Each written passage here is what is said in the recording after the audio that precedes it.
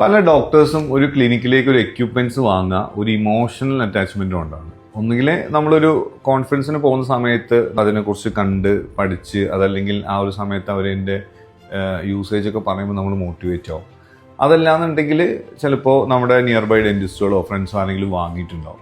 ഇതൊക്കെ ശരിയാണ്. പക്ഷേ നമ്മൾ ശ്രദ്ധിക്കേണ്ട കാര്യം എന്താ വെച്ചാൽ നമ്മുടെ പ്രാക്ടീസിൽ ഈ എക്യുപ്മെന്റ്സ് കൊണ്ട് എത്രത്തോളം ഉപകാരം ഉണ്ട് എന്നുള്ളതാണ്. ഉപകാരം എന്ന് പറഞ്ഞാൽ ഒന്ന് ഡോക്ടേഴ്സിന് ഈസി ആക്കാൻ പറ്റുന്ന, അതായത് നമുക്ക് ടൈം സേവ് ചെയ്യാൻ പറ്റുന്ന ഒരു എക്യുപ്മെന്റ് ആണോ എന്നുള്ളത് നോക്കാം. രണ്ടാമത്തെ അതിൻ്റെ ROI ആണ്, അതായത് എത്രത്തോളം റിട്ടേൺ ഓൺ ഇൻവെസ്റ്റ്മെന്റ്. നമ്മൾ സംതിങ് ഒരു ലാക്സ് സ്പെൻഡ് ചെയ്യുന്ന സമയത്ത് ഇത്ര സമയം കൊണ്ട് അതിൽ നിന്ന് ആ എമൗണ്ട് ജനറേറ്റ് ചെയ്യാൻ പറ്റുമോ എന്നുള്ളത് എന്ത് ചെയ്യാം നമുക്ക് നോക്കാം. മൂന്നാമത്തേത് പേഷ്യൻസിന് എത്രത്തോളം യൂസ് ചെയ്യും എന്നുള്ളതാണ്. അതായത് പേഷ്യൻസിന് എത്രത്തോളം കൺവീനിയൻസ്, നിങ്ങളുടെ പ്രാക്ടീസ് ആ ഒരു ലെവലുള്ളതാണെന്നുണ്ടെങ്കിൽ പേഷ്യൻ്റ് കൺവീനിയൻസ് ഇമ്പോർട്ടൻ്റ് ആണ്. സോ അങ്ങനെ നോക്കുന്ന സമയത്ത് ഇങ്ങനത്തെ കുറച്ച് ക്രൈറ്റീരിയാസ് എന്ത് ചെയ്യണം, ആദ്യം നമ്മൾ ലിസ്റ്റ് ചെയ്യണം. സോ ഒരു ഡിസിഷൻ എടുക്കുമ്പോൾ നമ്മൾ ഇമോഷണലി വേഗം എക്യുപ്മെന്റ് ഒരു ഫാന്റസി പ്രൊഡക്റ്റ് ആയിട്ട് വാങ്ങിക്കഴിഞ്ഞാൽ ക്ലിനിക്കിൽ അത് എന്തുണ്ടാവും, വെറുതെ ഇരിക്കുന്നുണ്ടാവും.